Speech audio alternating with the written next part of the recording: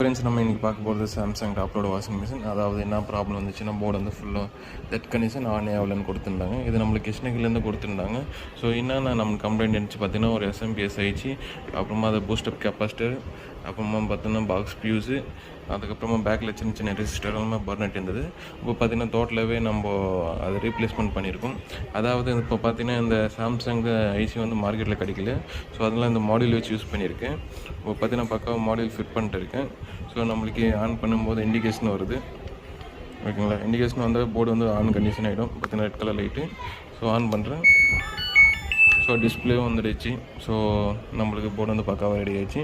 வேறு எந்த ப்ராப்ளம் இல்லை. ஃபுல் மோட்ரு எல்லாம் வச்சு செக் பண்ணிவிட்டு, ஏன்னா நம்மக்கிட்ட வயரிங் கிட் இருக்குது. ஆனால் ஃபுல் வயரிங் கிட்டுன்னு வச்சு நம்ம ஒர்க் ஆகுது செக் பண்ணும்போது மொத்தமே டோட்டலாக நல்லா ஒர்க் ஆகுது, எந்த ப்ராப்ளம் இல்லை. அகைன் நம்ம ரிட்டன் பார்சல் போட்டுடலாம். இப்போ நம்மளுக்கு பார்சலில் தான் போட்டிருந்தாரு, எஸ்டி கொரியரில் மறுபடியும் எஸ்டி கொரியரில் கொடுத்துடலாம். Thank you friends.